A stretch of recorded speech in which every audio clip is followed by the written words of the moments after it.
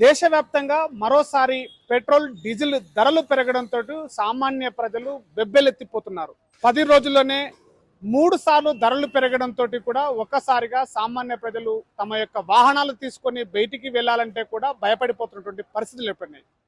మొట్టమొదటిసారిగా ఈ నెలలో మే 15వ తారీఖున 81 పైసలు పెట్రోల్ ధరలు పెరగడంతో అటు డీజిల్ పైసలు కూడా 91 పైసలు పెరగడంతో 3 సార్లుగా ఈ 10 రోజుల్లోనే ధరలు పెరగడంతో సామాన్య ప్రజలు తమ వాహనాలు తీసుకొని తమ యొక్క నిత్యావసర పనుల కోసం బయటికి వెళ్లాలంటే కూడా ఒకసారి ఆలోచన చేయాల్సినటువంటి పరిస్థితి ఏర్పడింది.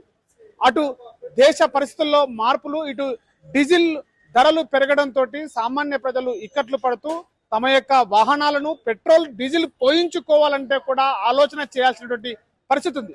మహబూబ్ నగర్ లో ప్రస్తుతం మనం పెట్రోల్ బంక్ దగ్గర ఉన్నాం. కొంతమంది ప్రయాణికులు కూడా మనతో ఉన్నారు. వారితో మాట్లాడేటువంటి ప్రయత్నం కూడా చేసేటువంటి ప్రయత్నం చేద్దాం. అసలు డీజిల్ పెట్రోల్ ధరలు ఒక్కసారిగా పెరగడంతో కూడా అటు ఏమైనా సామాన్య ప్రజలపైన ధరలు పెరిగే అవకాశాలు ఉన్నాయా అనేటువంటి పైన కూడా మనము సామాన్య ప్రజలను కూడా అడిగే తెలిసి ప్రయత్నం చేద్దాం.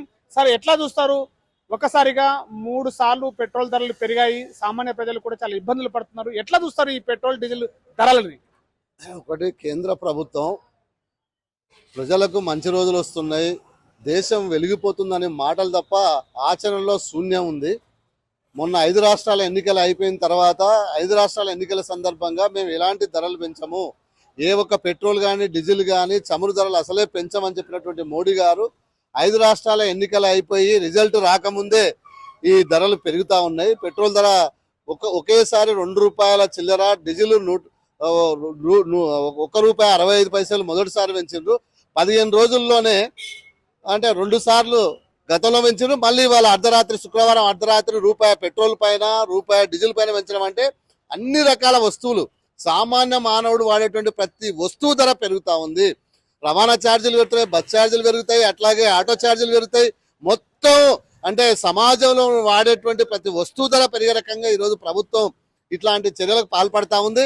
అంటే చెప్పేది ఒకటి చేసేది ఒకటి. కామన్ మ్యాన్ అంటే సామాన్య మానవులు నడ్డి విడిచే రకంగా ఈరోజు ధరలు అనేటువంటిది పెట్రోల్ డీజిల్ ధరలు పెంచడం జరిగింది. దీనివల్ల అందరిపైన ప్రభావం పడతా ఉంది. నిత్యావసర సరుకులు, పప్పులు కానీ, ఉప్పులు కానీ, కారం కానీ, చివరికి మనిషి వాడేటువంటి అన్ని రకాల ధరలు పెరగడం వల్ల ఈరోజు పెట్రోల్ అర్ధరాత్రి వరకు పెట్రోల్ ధరలు పెరిగినట్టు తెలియదు. నిన్ననే ఉన్నటువంటి ధర ఈరోజు ఏకదమ్న ఎంత ఒకేసారి ₹113.78 ఈరోజు వాడుతా ఉన్నాం. అంటే రోజు రోజుకు ధరలు పెడితే దీనిపైన హద్దు ఏమైనా ఉందా? చమురు ధరల కార్పొరేట్ కంపెనీలకు ధరలు పెంచుకోవాలని చెప్పేసి ఎట్లా ప్రధానమంత్రి గారు వాళ్ళకు రైట్ ఇస్తారని చెప్పేసి నేను అడుగుతా ఉన్నా. కాబట్టి మోడీ గారు కానీ, కేంద్ర బీజేపీ ప్రభుత్వం కానీ, సంకీర్ణ ప్రభుత్వంలో ఉన్నటువంటి ఇటు చంద్రబాబు నాయుడు, అక్కడ నితీష్ కుమార్ కూడా ఆలోచన చేయాల్సిన అవసరం ఉంది. ఏ మాత్రం సిగ్గు లజ్జ లేకుండా కామన్ ప్రజలపైన ఇట్లాంటి ధరలు పెంచమనేటువంటిది ఇది ప్రభుత్వం యొక్క బాధ్యత రాహిత్యం అని చెప్పేసి నేను అడుగుతా ఉన్నా. కాబట్టి ప్రభుత్వం స్పందించాల్సిన అవసరం ఉంది. ప్రభుత్వం ఈరోజు ప్రజలకు జవాబుదారి చెప్పాల్సిన అవసరం ఉంది. ప్రజలకు ఎందుకు ఇట్లా ధరలు పెరుగుతా ఉన్నాయి, అన్ని రకాల ధరలు పెరిగినప్పుడు నీవెందుకు గద్దె మీద కూర్చున్నావు? ఈరోజు యుద్ధం జరుగుతుంది అని చెప్పేసి అక్కడ యుద్ధం జరిగితే దాన్ని ఖండించడం లేదు, ఇరాన్ యుద్ధాన్ని ఖండించడం లేదు, అట్లాగే పాలిస్తాన్ ఖండించలేదు. అన్ని రకాలుగా ఇజ్రాయెల్ ను ఫాదర్ ల్యాండ్ అంటాడు. అసలు మదర్ ల్యాండ్ అనేటువంటిది దేశం అయితే ఫాదర్ ల్యాండ్ ఇంకో దేశం అని చెప్తాడు. ఎవడిచ్చే నీకు హక్కు? నీకు కావచ్చు ఫాదర్ ల్యాండ్. మేము అడుగుతా ఉన్నాం, భారతదేశం ఉంటే పౌరులుగా మేము అడుగుతా ఉన్నాం, ఈ దేశంలో ఉంటే పౌరులుగా మేము అడుగుతా ఉన్నాం. నీవు ఎన్నికల మేనిఫెస్టో మేము ధరలు పెంచాం, ధరలు తగ్గిస్తాం, అందరికీ అందుబాటులో రకంగా ప్రజలకు సౌకర్యం కల్పిస్తాం అని చెప్పేసి రోజుకు 10 రోజులకు 3 సార్లు పెట్రోల్ డీజిల్ ధరలు పెంచామంటే ఇది చాలా ప్రజలపైన ఏమాత్రం భక్తి గాని, ప్రజలపైన ప్రేమ లేనటువంటి ప్రభుత్వం ఎన్నికల్లో ఓట్లేసుకొని గద్దెనెక్కిన తర్వాత ఇట్లా ధరలు పెంచడం సమంజసం కాదని చెప్పేసి మోడీ గారు వెంటనే ధరలను వెనక్కి తీసుకోవాలని నేను డిమాండ్ చేస్తా ఉన్నా. ఇది సామాన్య ప్రజల యొక్క ఆగ్రహం అయితే వ్యక్తం చేస్తున్నారు. ఒక్కసారిగా నెలలో ఉన్నటువంటి 3 సార్లు ధరలు పెంచడంతో ఇదంతా ప్రభావం కూడా నిత్యావసరాల పైన కూడా పడే అవకాశం కూడా ఉందని చెప్పేసి ఆ ఆవేశంతో ఉన్నటువంటి పరిస్థితి కనపడుతుంది. సార్, ఎట్లా చూస్తారు ఈ యొక్క 3 సార్లు పెట్రోల్ డీజిల్ ధరలు పెంచడం? ఒక్కసారిగా డీజిల్ పైన, పెట్రోల్ పైన ధరలు పెంపమని చెప్పేసి అంటున్నారు, కానీ బయట పరిస్థితులు ఎట్లా ఉన్నాయి? దీన్ని ఎట్లా చూస్తారు? అదేనా, పశ్చిమాసియా యుద్ధ వాతావరణం తర్వాత మేము దేశవ్యాప్తంగా అసలు పెట్రోల్ డీజిల్ రేట్లు పెంచమని చెప్పి ఆ రోజు కేంద్ర ప్రభుత్వం చెప్పింది. ఎందుకంటే వీళ్ళు అధికారంలోకి వచ్చినప్పటి నుంచి కూడా మేము భారతదేశాన్ని ప్రపంచ దేశంలో అగ్రగా నిలబెట్టేందుకు మేము ప్రయత్నం చేస్తామని చెప్తున్నటువంటి కేంద్ర ప్రభుత్వం ఈరోజు ధరల విషయంలో, సామాన్యుల విషయంలో ఎందుకు వెనుకని చేస్తుందో సమాధానం చెప్పాలి. ఎందుకొరకంటే ఎక్కడో జరిగితే ఇప్పుడు రష్యా నుంచి మనకు దిగుమతి చేసుకున్న సరుకు చాలా తక్కువ రేటుకు తీసుకుంటున్నాం. అయినా ఈరోజు ధరలు పెంచాల్సిన అవసరం ఉంది ఈరోజు సమాజానికి, సామాన్య ప్రజానికి తెలపాలి. ఎందుకంటే గత 5 అసెంబ్లీ అంటే 5 రాష్ట్రాల ఎన్నికలకు ముందు మేము అసలు రూపాయి కూడా అసలు పెంచము, నిత్యావసర వస్తువుల ధరలు పెంచము, పెట్రోల్ పెంచమని చెప్పిన కేంద్ర ప్రభుత్వం ఎన్నికలు అయిపోయిన మరుక్షణమే విడుదల వారిగా ఈరోజు పెంచుతూ పోతుంది.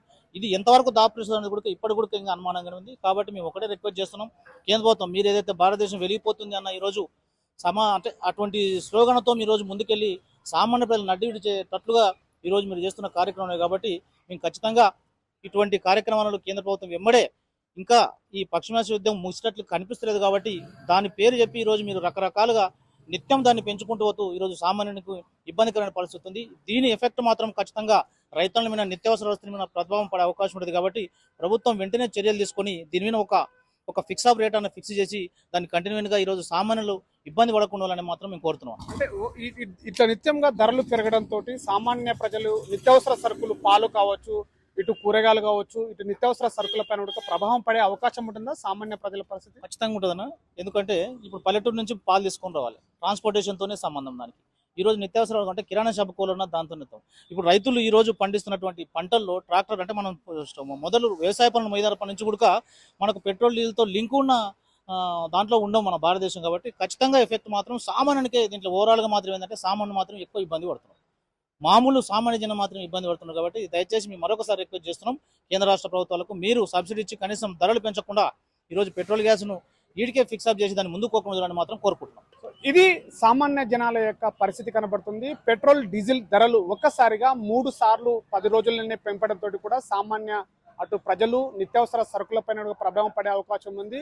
గతం రోజుల క్రితము మధ్య ఆసియా యుద్ధాల మధ్యన జరుగుతున్నటువంటి దేశాల మధ్యన జరుగుతున్నటువంటి యుద్ధ వాతావరణంగా పెంచామని చెప్పినటువంటి, ఇప్పుడు ధరలే పెంచము అని చెప్పినటువంటి కేంద్ర రాష్ట్ర ప్రభుత్వాలు ఒక్కసారిగా ధరలు పెంచడంతో 3 సార్లు ధరలు పెంపడంతో సామాన్య రైతులు, అటు ప్రయాణికులు కూడా బయటికి రావాలంటే కూడా, పెట్రోల్ డీజిల్ బండి వాడాలంటే కూడా భయపడుతున్నటువంటి పరిస్థితి ఉంది. దీనిపైన ఒక చిత్తశుద్ధితోటి అటు కేంద్ర ప్రభుత్వాలు దీనిపైన ఒక రేటు ఫిక్స్ ఆఫ్ రేటు బిగించి సామాన్య రైతులను, సామాన్య ప్రజలను కాపాడుకోవాల పరిస్థితి కూడా ప్రభుత్వాల పైన ఉందని చెప్తున్నారు.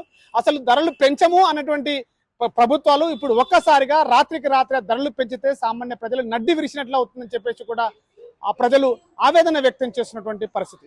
కెమెరా పర్సన్ నర్సింగ్తో శివాజీ, RTV, మహబూబ్ నగర్.